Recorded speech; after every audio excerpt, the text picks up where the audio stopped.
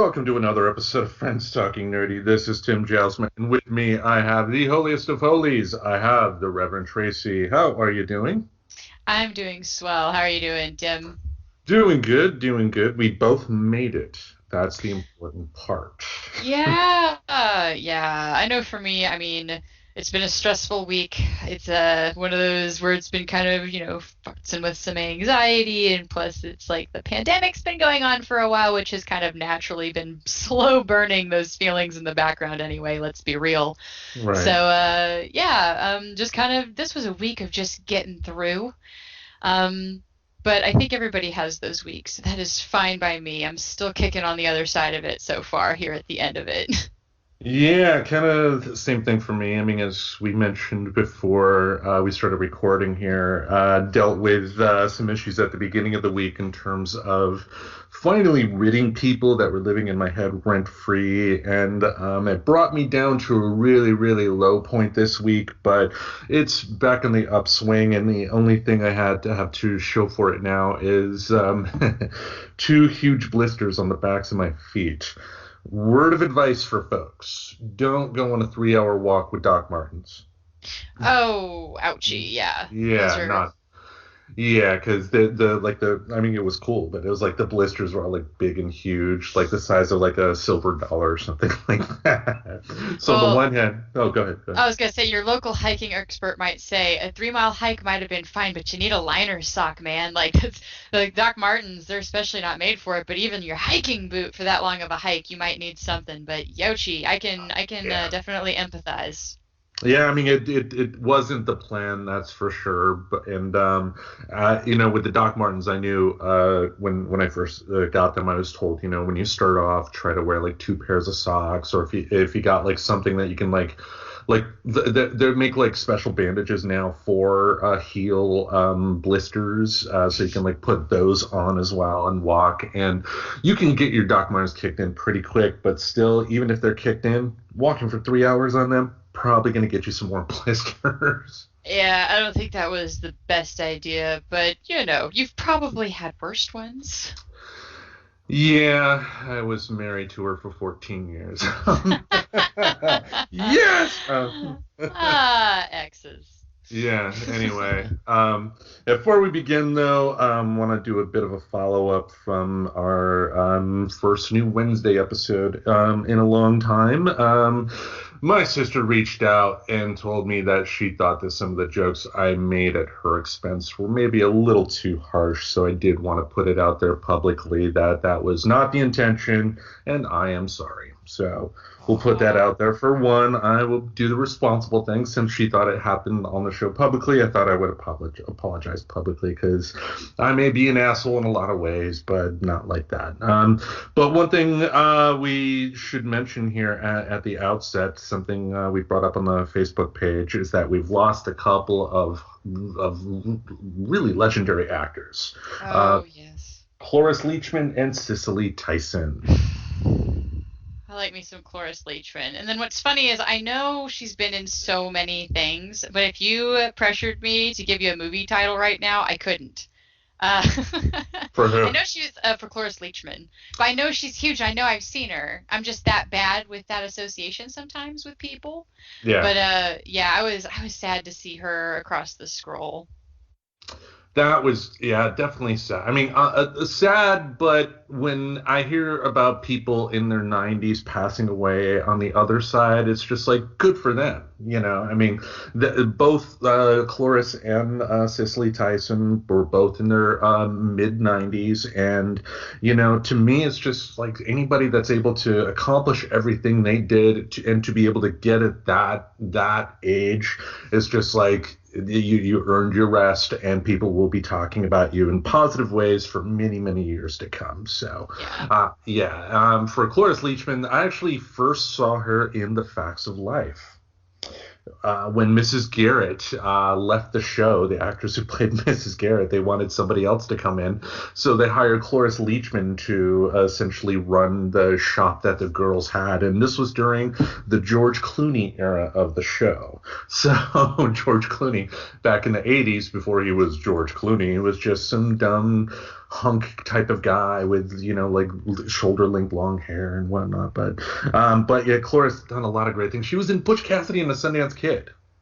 Well, I mean, I know her most recently, The Croods, because I just talked about that. She played Gran. So The Hmm. Croods 2 that just came out, I guess, is probably her most recent movie. I'm Probably one not of the most sure, recent. Yeah. unless there's anything post-production, because I Yeah. don't know. But It's anyway. certainly possible, and Cloris too did like to pop up in some unique stuff. Like she was the old lady in Beavis and Butthead Do America. Yeah, and Tracy's like, I remember they were a thing. Oh my God, like I can't think of the last time I watched or thought about that movie, other than it being hilarious that we owned it because my mom hated that we owned it, so that made it double awesome. So, Yeah. but yeah, I'm like, I just remember, get the hell out of the cockpit. You said now, and that's like the only part of that movie I remember. Oh, no, I remember Robert Stack played an FBI agent in that movie who loved to give people anal probes.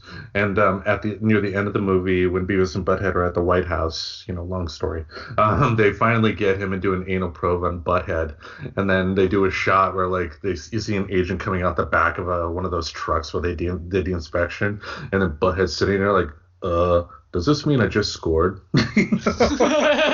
Oh my God. But Cicely Tyson as well. I mean, I've definitely seen her in a lot of stuff over the years, like Sounder. The thing I remember most was in elementary school, teachers would routinely show us the autobiography of Miss Jane Pittman, which she was in. And when she passed away, I was shocked to hear that she was like 96, and it's like she was already older than me when I first, became aware of her, which, whatever. But it's just like she's looked a lot younger for a long, long time. So another reason for her to, another thing to hang her hat on. But Yeah. definitely two legends that will be missed. And yeah, if you get a chance, watch Young Frankenstein. That's a classic Oh, right there. yes, because that's what I was gonna say. I was trying to see if I could quickly glean which show it was that she was in that I was thinking of, because I know there was like a TV show, but it's Mm. obviously she's been in so much, and I was Uh, like, oh, that's right, she was Frau Blucher or whatever it was, yeah. Blucher. Well, I'm sure they said it funny. It's been a little bit since I've seen Young Frankenstein, but it's Gene Wilder, who is near and dear to my heart, and one of those I know I grieved personally, like whenever, he died. So. Right. Another Young Frankenstein cast then. That's another bummer to kind of put out on there. Yeah, and it was sad too seeing both Ed Asner because Ed Asner worked with Cloris Leachman when she was Phyllis on the Mary Tyler Moore Show and on her own spin-off show. But there was the oddest placement on Twitter, but it was like Ed Asner commenting on her passing away and then Mel Brooks commenting on her passing away too. So Yeah.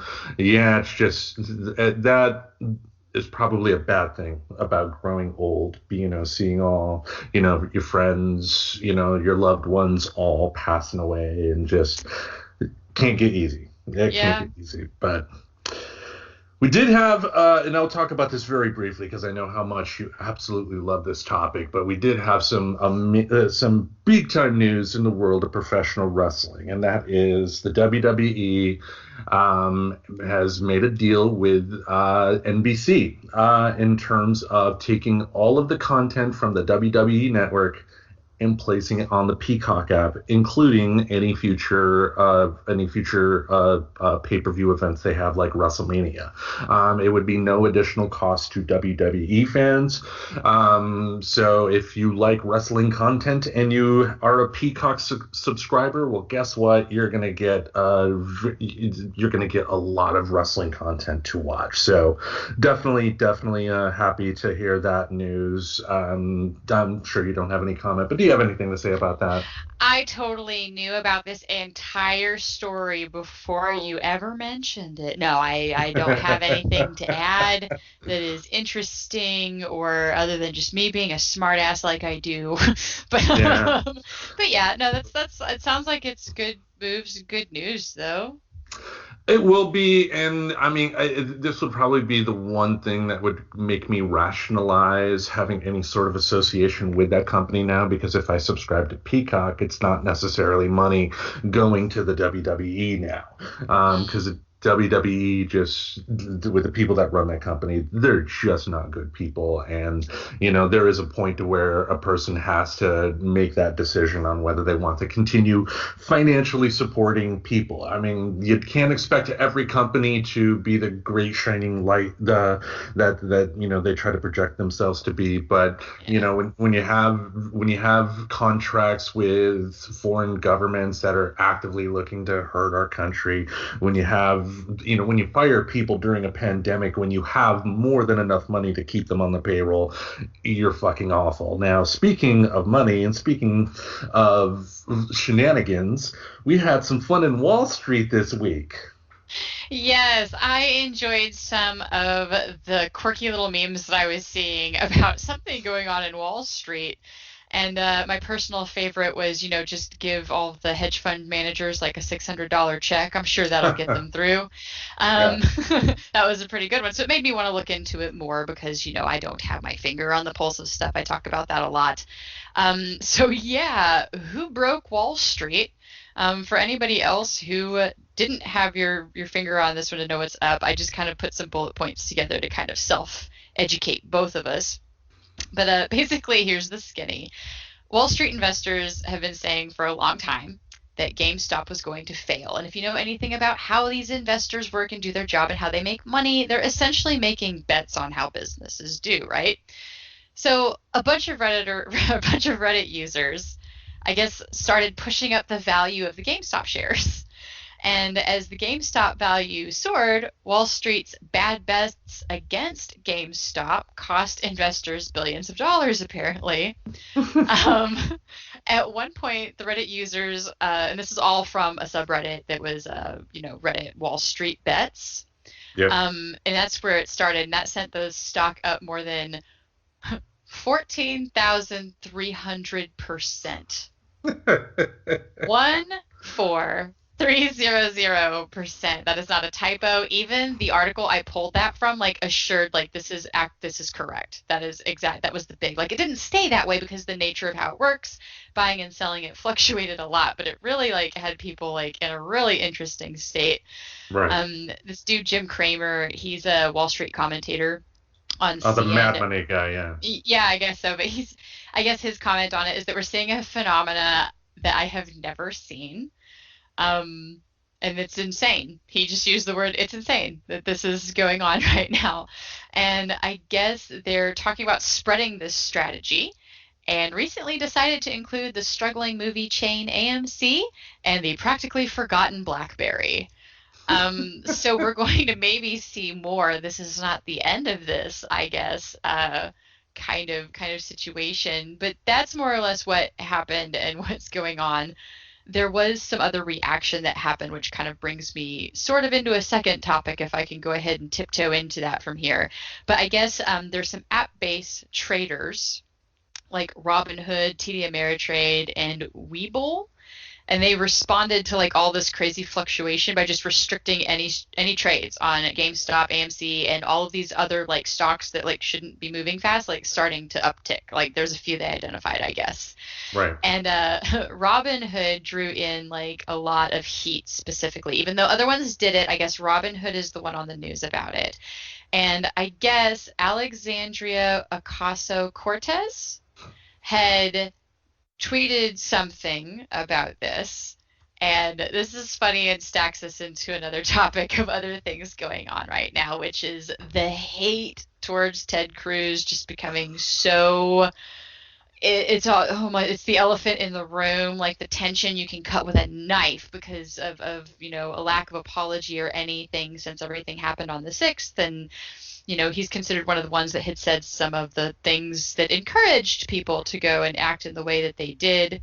Mm-hmm. I didn't pull any quotes from that. I just know that that's kind of what's going on here.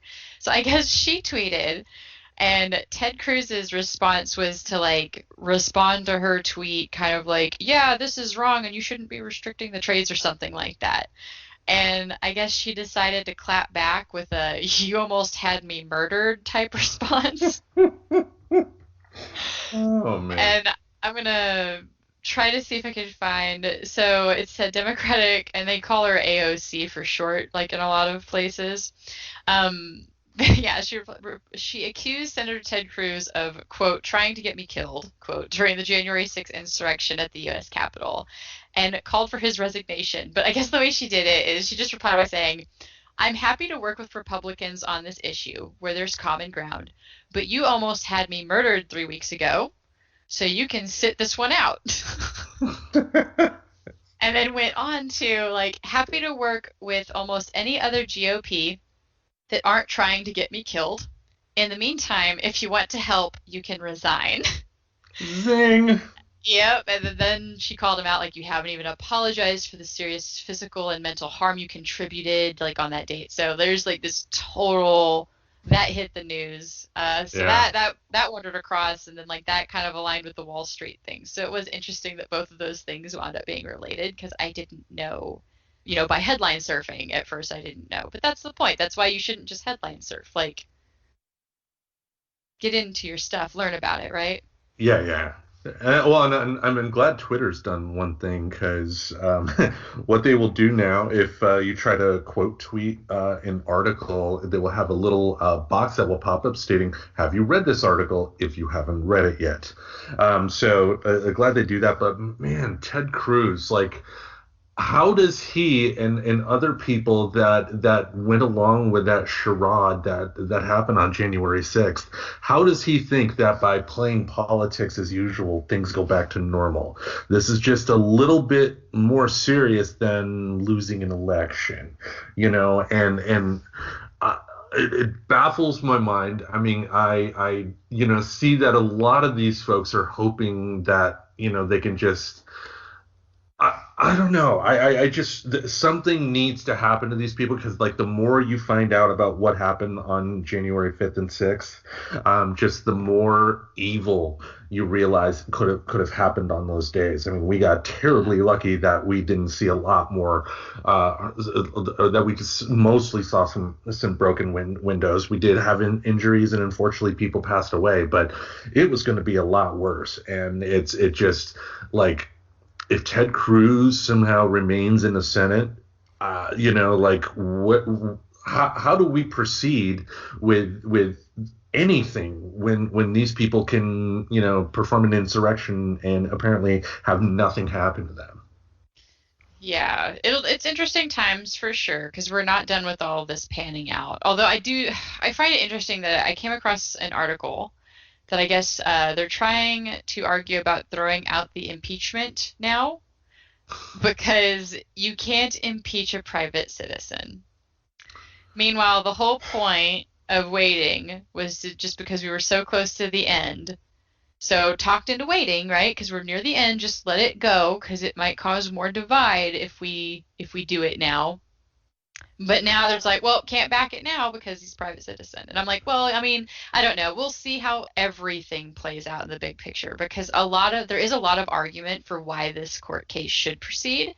And Yeah. that is because they would like to prevent somebody who tried to incite insurrection from running for president again. That is how it's being argued as to why it should still continue from my understanding of it. But maybe there's other ways they can approach it. If for some reason they can't do it by technical impeachment. But then again, he also has other trials like that are supposed to be coming up that might just naturally take care of that for us. So I mean, at the end of the day, Trump, like I mentioned before, I mean, his legal issues are just going to get worse, despite the tricks he tried to pull to kind of help his problem out. He's going to be ruined, within a matter of time. It's just a matter of time, unless he does the cowardly thing of becoming an official visitor to another country or something like that. But I don't get why the GOP, like, it is in their absolute best interest to prevent this guy from getting into office again. I Yeah. mean, I don't get this because if they don't do this, we're already seeing signs of the GOP having a battle to tear themselves apart. The Conservative Party as it stands. I mean, who knows what it will look like within the next 10 years? I mean, maybe we'll have a split off to where you have the more reasonable conservatives, like a Mitt Romney type of person, having control of one party, and then you have the crazy people. But it's just like as it stands, it can't go on, and you can't continue to be subservient to somebody who, doesn't care about our norms or I don't Yeah. know. Like I struggle with getting behind, I guess, a lot of conservatism type reviews. I do. I will admit that I have a hard time. Would I have a problem if a very conservative party wound up splitting away from the GOP? I don't know. I think that could potentially be a good thing, especially if we can get the Trumpism stank off of it. Like, I have no problem with conservatives. I have no problem with having conservatives in the government. I don't think bulk of people are really that conservatively minded anymore, so I do question why there seems to be so much conservatism in there. It does seem like that there's a lot, but that's Uh, just my view of the demographic. So if we can take away the crazies and not give them a party, but give the legitimate conservative people a party that they feel more in tune with so that other more flexible GOP members and maybe the GOP party can evolve into something a little bit more likely to work with the Democrats, which is what some of them want to do. mhm. I am all for it. I am all for it because it might even unfuck some of what happened when the League of Women Voters gave up running the Democratic, or not the Democratic, gave up running the debates like back in, God, I'm not going to 92. try to say, was it? Okay, because 92. I felt like it was a long time ago. But anyway, when they stopped doing that, that's when we started losing our third party candidates. So maybe if we force another party into this, maybe it could play out where we could see some actual Green Party candidates and any of these others where there are some very viable people who could help, be in and add to kind of like a variety of thought as we do legal things. Like we should kind of have some demographic that represents the different parties and it could stand to open that up. Just an interesting IMHO of where I could see that being a positive thing about this party split. Don't know though, because Yeah. right now it's like their Trump's party is like, I guess, not cool with this pack that has started saying that they're doing fundraising together. So it's unclear, like, if that's going to be what anybody wants it to be. So, yeah, sure, for just because we touched on like possibly another party, there's some whisperings of it, but it doesn't really seem to have any feet on the ground yet. And it will take a lot too. Like in '92, that's when Ross Perot ran, and he was the last third-party candidate that had any sort of real traction. I mean, there was no chance he was going to be president, but I mean, he got about I think like 15 to 20% of the vote. And these days, the biggest third party out there is probably the Libertarian Party, and they're lucky to get barely 1%. Yeah. And yeah, the presidential debate essentially because of Ross Perot changed the rules to where you had to essentially poll essentially you had to get a certain amount of the vote to be able to be considered to be on the main stage. But it's Yes. kind of like getting into show business. Kind of like you can't become an actor until you're a part of the union, but you can't be a part of the union until you become an actor type of deal. Yeah. Yes. Yes. Exactly. Like it's just. But anyway, I'm interested to see how it all pans out. I don't I don't necessarily think it's gonna pan out in the way that like Trump has his own party. I really don't think so. Um, but could a potential one break off of it, and could that serve some cool usefulness and maybe some updates to how things? Because we really should, guys, think about it. When you see anything in session, how often do you see a name with like an L next to it or a G? I mean, the only one we know is Bernie with an I, and that's the only reason he got that was because he got a D on there for a little while he was running. So I don't know. Personally, I just think this majority ruling any one of them is maybe part of the problem.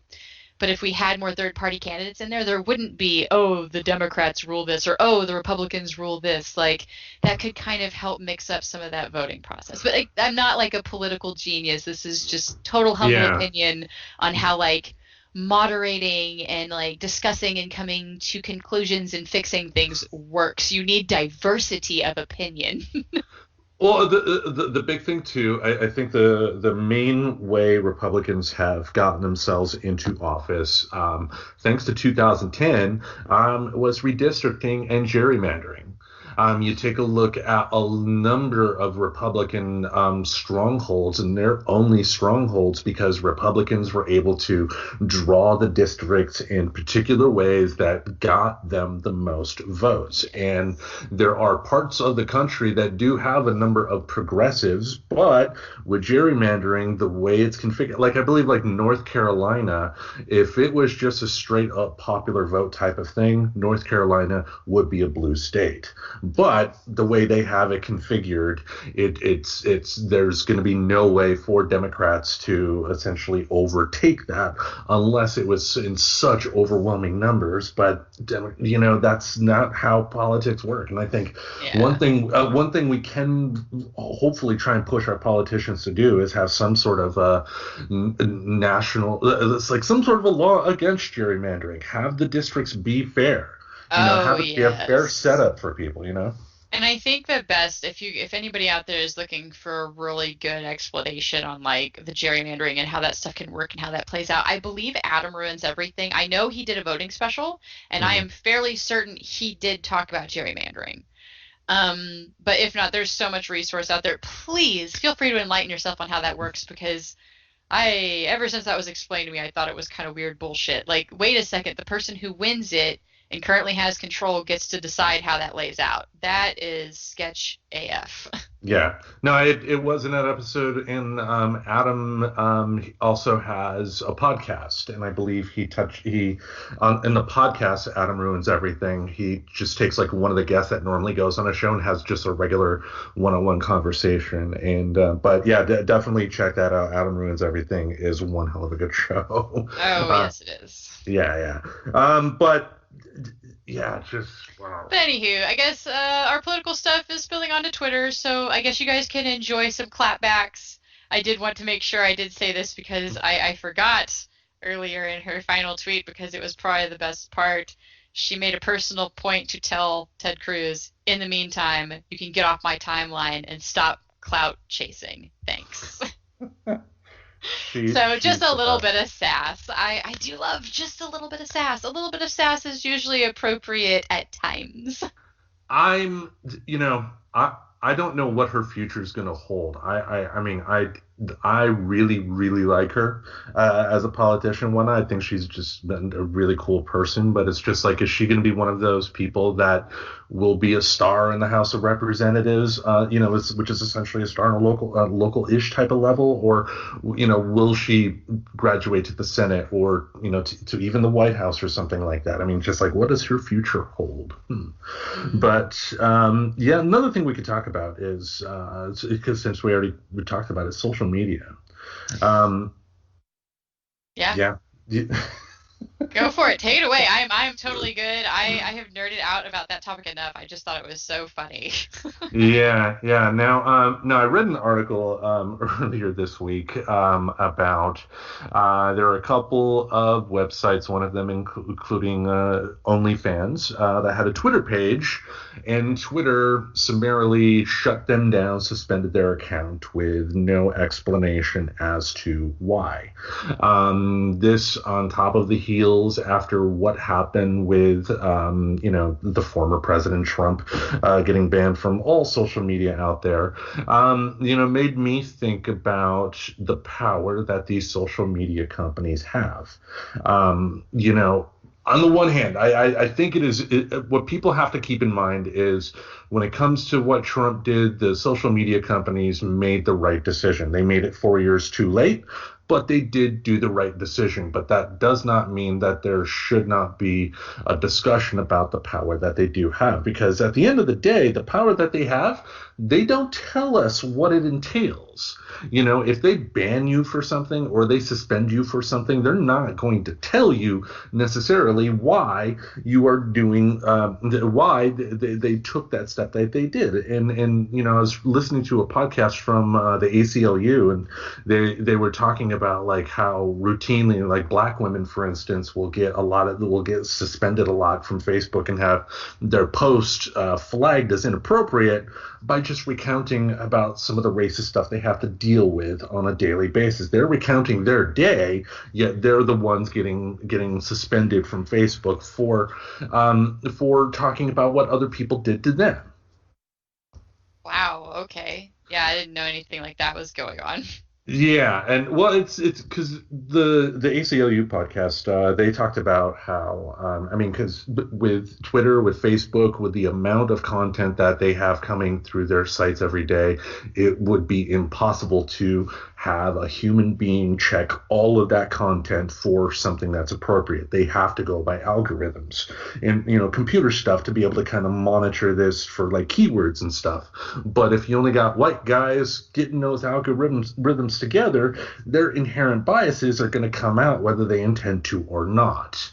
And it's not there's no easy solution here because it's like social media companies aren't going away. For one, we have to recognize that while they are a private business, they do have some function as a kind of a public utility of sort, because everybody has that chance to have their voice out there. And I think most importantly, we do need to find out what their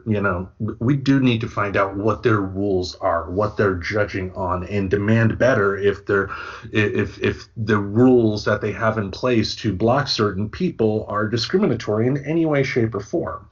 To like what kind of piggyback what you were saying earlier, like if it comes to political content, for example, you don't want an average conservative person getting banned just because they're talking about their beliefs, but I what are your thoughts?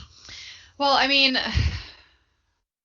I have not been in Facebook jail. Okay, I've yet to cross any lines, I guess, to get me banned from anything so far. I don't know, considering I'm supposedly such a terrible person. You'd think I'd do things. But no, sorry, it's a bad joke. But yeah, I've never had that happen. I've had friends do that, and I know it's usually come something hilarious they said to a troll, like during some shitty conversation or probably some politically charged post, is what a lot of them get banned over. But I do run a page, a public-facing page that deals with some hard topics. So if I shared something about a hard topic that was my experience, because again, coming from me, intention is like, I'm such an intention-focused person. I understand not everybody in our culture is, but that is me. My intention when I post an experience is to untaboo it. If it's something I feel that talking about it would help it happen less, to give other people, somebody that they know, like, hey, this happened to me, so if you had something similar happen to you, like, we can totes talks about it. And then the last one is awareness to people that don't realize how common these things are. And it sounds like this might fall under like all of that, like, and it goes back to like we're not intention focused like for majority of our culture, and it shows in little ways like this where you get technical banned because, oh, well, they said a racist slur, so that's banned now, which I'm suspect. I haven't read any of these, so I don't know what it is, but as my logical little brain tries to justify why a company would do it, I'm wondering if they're nitpicking and it's like these technical things, right? Like if they use this word, this word, this word, or this word, we have to ban them. Like, and that's the thing, somewhere yeah. There's a list. Yeah. Yeah, because it wasn't. They weren't judging on context. They were just judging it based on keywords. And if if minority women are talking about the slurs that are being directed towards them and getting doxxed for that, that is very much wrong. On the flip side, if there are like white supremacist groups out there using that language in a derogatory way, that I have no problem with bringing some attention to, to put it kindly. But Yeah, it's all about context, and that, Exactly. yeah. But there's also the other half of it, right? So I've worked for an archiving and compliance company before, right? So I am fully aware that you can do certain things when you choose to have something archived like that. So it is very possible that, Twitter, for example, maybe has gotten the service of an archiving company. And the reason being is when you archive, there's all sorts of cool ways that you can set up like rules and stuff. So like, hey, if it says this word, this word, this word, this word, this word, this word, like they could just continually add to that. Hmm. It might pull it and automatically put it into a thing like into like, hey, this has now created a ticket. We've gone ahead and suspended the account until it can be reviewed. Did they in fact use this word? And then they did, and then that's it. It may have never actually been a human looking at it going, I'm suspending this tweet. Like it just depends on how the company's doing it. And so I'm curious if this could maybe open up that discussion. Because right, it's not considering intention on both sides at that point, is it not? So is Right. Twitter actually got people behind the computer going, I see this, I'm choosing not to take into context what they're trying to do and I'm reporting it anyway? Or is this some kind of scraping thing that's auto doing it? Because my goodness, how would they keep up with that? Yeah, I mean, there's no possible way, like I mentioned, that they have even if they wanted to, Facebook, Twitter could not have humans look at every bit of content that comes, through their servers for Yes. good and bad stuff. That is just an impossibility. But when the programs they have in place to do that sifting through end up hurting real people with good intentions that were not using social media in a negative way, that's where we got to have the discussion about the type of power that these companies have, and Yes. and their decisions need to be more open. Like like I mentioned earlier, the OnlyFans example. Like there are women and men out there that work for these companies that want to advertise. And some of them, like I former guest on the show, Dee Severe, with her company Severe Films, consistently promotes on Twitter. But yeah, I mean, like if that is your job, being able to do that, to promote, to have a company just arbitrarily say we don't think you can do that anymore, and we're not going to tell you what you can do to make it Yeah. better. That's not fair. That's not right. And that is correct as well, because yeah, I'm not saying them using a filtering program or some type of rules if they're using some type of archiving platform site thing I've worked with before. Like that's where it's like I could see that being what did it and it being as quote unquote innocent as that. However, if you're not going to give that human like a basis to appeal, a way to be like, whoa, like this was taken out of context. Can I have a human look at this, please? Like, if you're not willing to do that, then you maybe need to slow your roll on using some of those automated systems because that is where I totally think you do have a point because you are kind of like it goes into does this actually fall under freedom of speech now? Because it is a company we are using. It's newer, right? Like we're still kind of in the infancy of our social media and what that means as far as how it relates to our rights as people. Hmm. So, do we have our right to use our freedom of speech through this technology or this website, or does that website have the right to control what's done on their business? So, Yeah.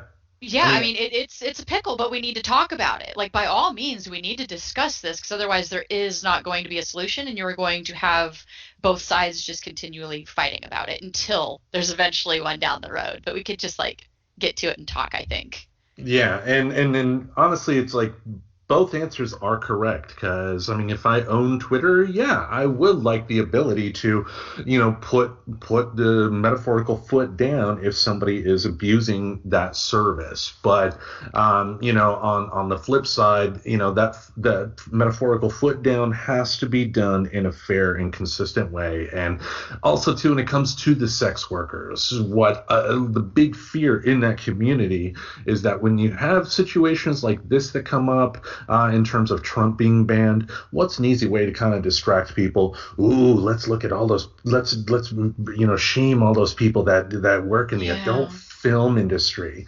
That ends up being an easy out for any politician, when they have something uncomfortable that they're dealing with and want people to forget what they're saying. All of a sudden they talk about sex trafficking, this, that, and the other thing, Yeah. but they're using them just as scapegoats so they can continue to do whatever bad they want to do. Yeah, because it distracts from the larger conversation that needs to be had because they don't feel like it needs to be had. But I feel like it needs to be had. Do you feel like it needs to be had? It's very much so, yeah. It's just not. It's not gonna be something that will be solved by the perfect soundbite. People need to get into a room, a metaphorical or literal room, I don't know, but get to some place to where they actually talk this out, and that we, as average citizens, have a little more insight. And I'm glad you brought up the appeal process, because a lot of times when it comes to the Facebook stuff, as the ACLU podcast said, when you get a report that, you wrote something bad on Facebook, they're just going to say, delete that. There's no appeal process. And it's the same with YouTube as well. There's no real approval process in place for the average person. And there has to be a better balance, going forward here. But Really, the convo that I think needs to happen is just point blank how much of our rights as humans transfers to our online presence. not as much as people think, because apparently Right. a lot of people think like that congressperson who was caught on tape, and not caught on tape, she filmed it, of when she followed those Parkland high school kids and was yelling at them that they were part of a false flag operation, and now she's in Congress. Like, one, that's just wrong, and two, fuck you, that's just wrong. You don't do that. You don't.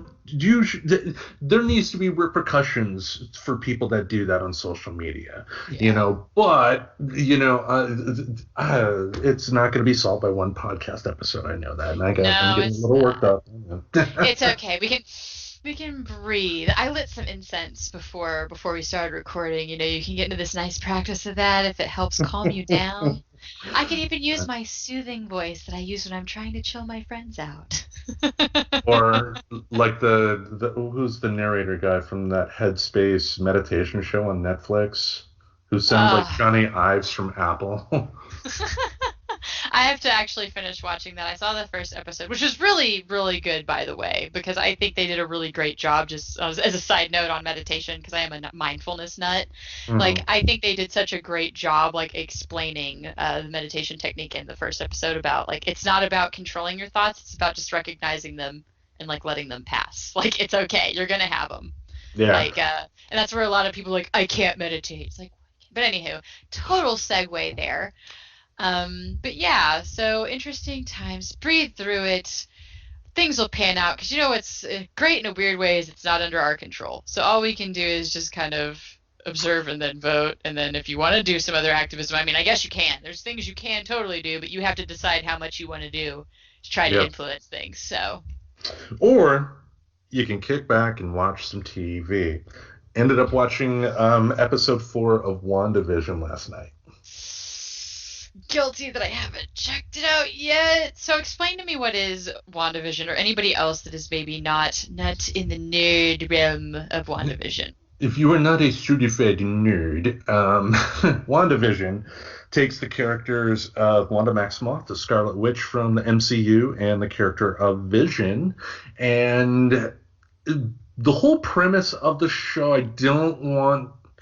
I know I have no issues with being spoilery, but I don't want to be spoilery for other people that don't have the same thoughts. It's essentially Wanda's reaction to losing Vision. At the end of Avengers Infinity War, Thanos got the Mind Stone out of Vision's skull, essentially killing him, and Wanda is grieving. And this is just detailing her grief because apparently she is stuck in TV land.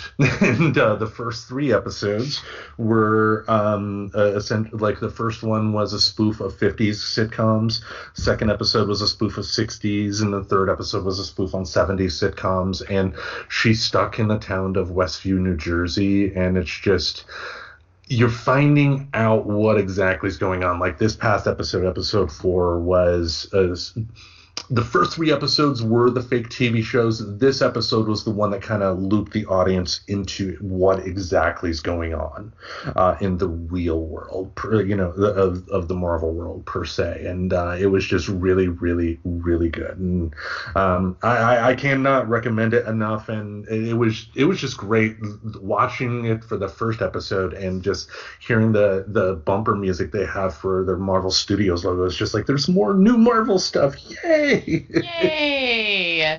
Yeah, I mean, who knows if I'll actually find time to check it out. You know how stacked my personal life seems to get out of nowhere.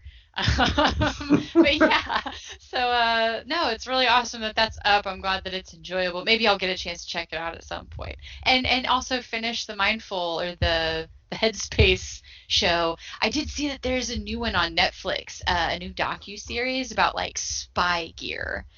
And I saw that. Yeah, that got my attention too. My stepson really loves Mythbusters, and we've had a lot of like agent jokes, like as a household, like as a family, we have a lot of little jokes about being secret agents. So I think I'm excited because I think I'm going to end up like talking him into watching it with me, and I think that'll be cool. Well, hopefully it's not like some of their other documentaries, because I saw one they had on, it was a documentary talking about psychedelics, but it was the same type of show that the History of Swear Words was, just comedians talking about the times they tripped, and just, I didn't want to watch that, so Gotcha. as long as the spy show is nothing like that, I'll be happy. Yeah, well, I mean, we usually watch stuff like before we show it to the kiddos anyway, because, they're younger. So It's usually good just to kind of, give it a gander. But yeah, if it's not that, or if it is that, I'll let you know. Yeah. Hey, Billy, we saw this movie with this puppet in it. It's called Saw. Let's watch it. Oh, God. But anyway, let's watch this movie about these people who get their lost pets back. Pet Cemetery. Mommy. Anyway. Okay, well, I think that will wrap it up for this week, unless you have anything else you want to bring up.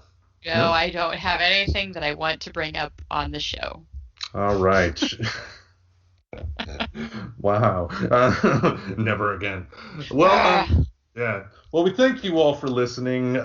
Be sure to check out our Wednesday show. We are going to be filling our regular podcast feed with content that we are having on Patreon. So this coming Wednesday, if you are not a Patreon subscriber, this will be the first you've heard of it. We will be discussing Big Mouths. Episode by episode. It's a great review when our episode lasts longer than the episode that we're reviewing. Yeah. Yes. Each of our episodes like double. Might as well just play the episode. To be fair, it's a deep dive, but if you really enjoy Big Mouth, I think you'd honestly enjoy the content of it, because we do kind of go into it and talk about a little bit of our personal kind of responses and reactions to some of the stuff and highs and lows on the show. So just kind of getting a little pitchy about our own other episodes here.